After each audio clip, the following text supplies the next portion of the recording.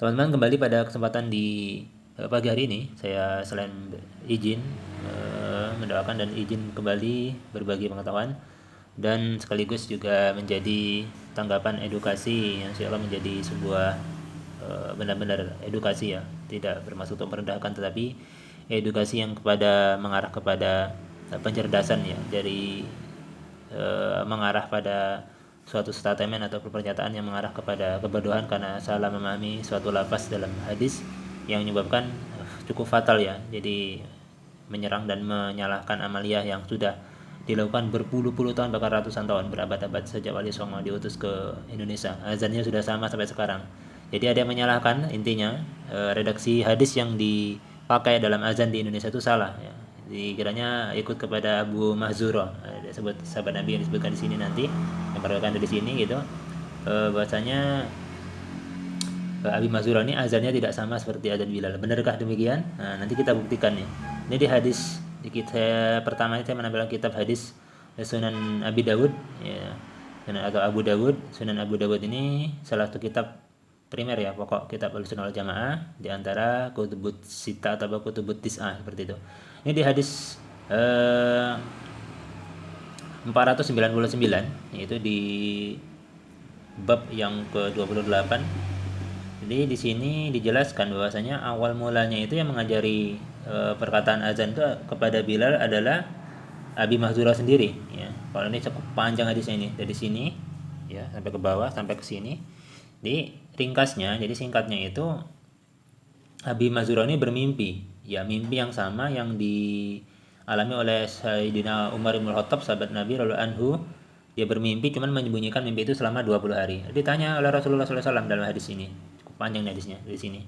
Jadi kata Rasulullah, apa yang menghalangi kamu untuk menyampaikan mimpimu itu kepadaku gitu kata Rasulullah SAW. Maka Umar menjawab, Abi Mahzura atau Abi Zaid itu sudah mendahului aku, jadi aku malu untuk menyampaikannya kepada Rasulullah SAW, kata Umar gitu. Maka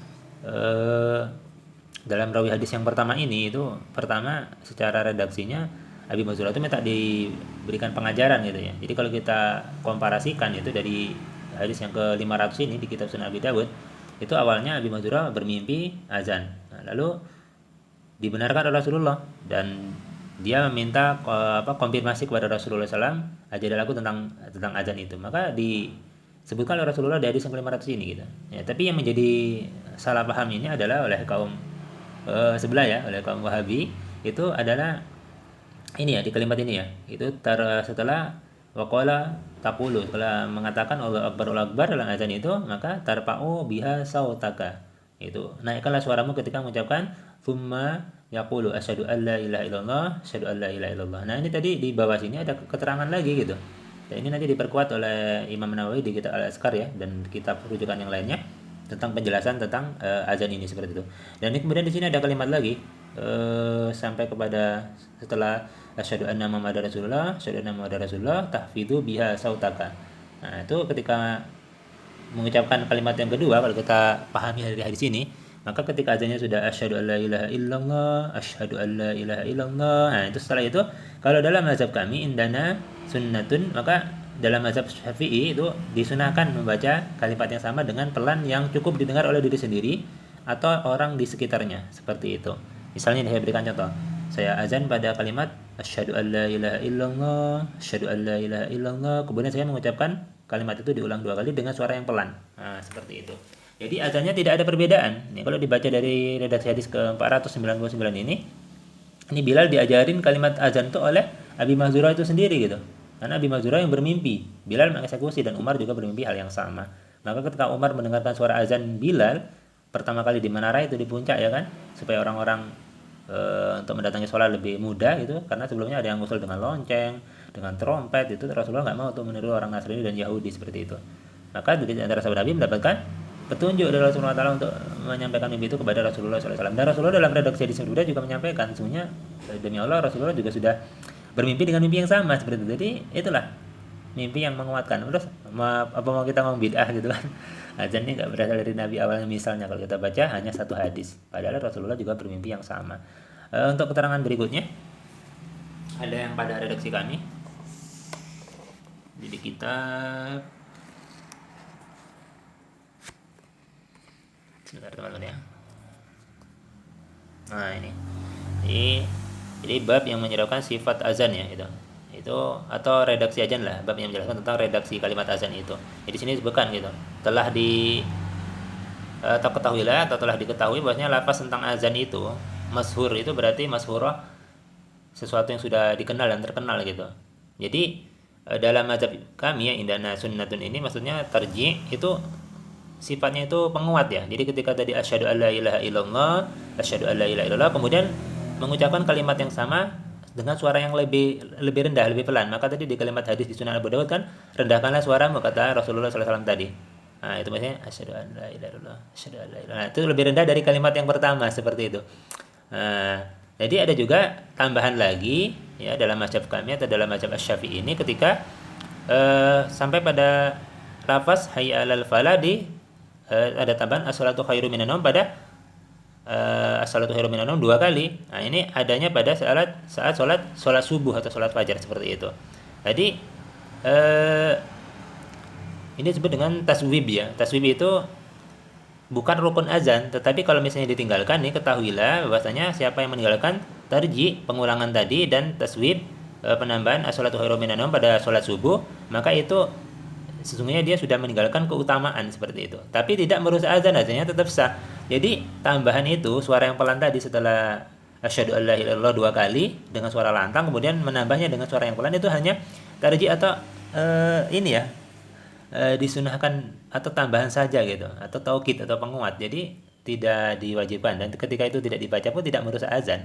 Sebagaimana ketika azan subuh orangnya misalnya tidak membaca as-salatu khairum minan naum karena lupa misalnya, maka tidak merusak azannya, azannya tetap sah itu. Kan azan juga panggilan itu kan, bukan bagian daripada rukun salat seperti itu. Nah, ini penjelasannya juga bisa didapatkan dalam kitab yang ditulis atau dikarang oleh Imam Nawawi di kitab Syarhul Muhazzab, itu dijelaskan juga. Dan di kitab mazhab Syafi'i di kitab Induk ya, kitab Induk Fikih Imam Syafi'i di kitab Al-Um juga diberikan penjelasan yang kurang lebih sama seperti itu. Jadi sunahnya dalam mazhab Syafi'i itu seperti itu. Jadi kalau kata baca as-salatu khairum minan naum dan ini sudah masyhur, artinya sudah dikenal. Jadi jangan sampai ada menyalahkan azan di Indonesia tidak sesuai dengan azannya Bilal. Dari mana? Bilal itu yang ngajarin Abi Mahzura tadi gitu. Masa dibandingkan azan di Indonesia itu pakai azan Abi Mahzura, sedangkan Abi Mahzura azannya tidak sama dengan azannya Bilal. Tidak sama dari mana bos itu kan? Kalau pendapat as-salatu khairum minan naum memang iya atas ada idenya Bilal. Bagaimana kalau subuh tuh supaya orang terbangun dengan dan dijelaskan juga dalam hadis berbeda tadi saya membaca di kitab Sunan Abi Dawud as-salatu khairum minan naum itu pada azan pertama. Nah, dulu kan di Madinah ya, itu khususnya azannya kan 2 kali. Jadi saat azan subuh pertama itu azan pertama itu membangunkan orang tuh sahur atau sholat tahajud. Itu ada as-salatu khairum minan naum pada saat azan kedua tidak dipakai lagi. Jadi itu bukan sesuatu yang harus yang dipermasalahkan seperti itu ya. Karena bukan bagian daripada rukun azan, tetapi dia ada keutamaan ketika ditambah tadi taswib tadi seperti itu. Bacaan as-salatu khairum minan naum pada salat subuh ketika diserukan azan di saat menjelang saat sholat subuh itu azannya sudah bagian akhir seperti itu. Setelah hayya 'alal falah seperti itu. Jadi ini saja teman-teman yang bisa saya sampaikan, mudah-mudahan kita diberikan kepahaman yang utuh dan sekali lagi ya mohon maaf ya kepada yang menyalahkan, jangan sampai menyalahkanlah azan orang yang sudah dari nenek moyang gitu. Dari wali songo yang bawa agama Islam ke Indonesia juga sudah seperti itu. Diajarkan sampai sekarang dan itu benar gitu, bukan ngarang gitu. Azan di Indonesia itu sudah benar. Kalau dia menyalahkan coba redaksinya diperbaiki lagi, bacanya juga ditambah referensinya. Jangan asal ngomong dia nggak bawa redaksi, rujukan. Ini pun kalau saya baca sampai sini ya, sebenarnya panjang tuh yakin itu yang ngomong tak akan paham gitu. Jadi kalau kata orang ngapak orang berbeda yakin, hakul yakin orang bakal ngerti gitu. Nggak bakal bisa tahu gitu. Jadi itu saja teman-teman yang bisa saya sampaikan. Mohon maaf jika ada kekeliruan, saya mohon dimaafkan. Wallahu a'lam, mudah-mudahan bisa diambil pelajaran dari apa yang saya sampaikan ini dan menjadi jariah insyaallah. Assalamualaikum warahmatullahi wabarakatuh.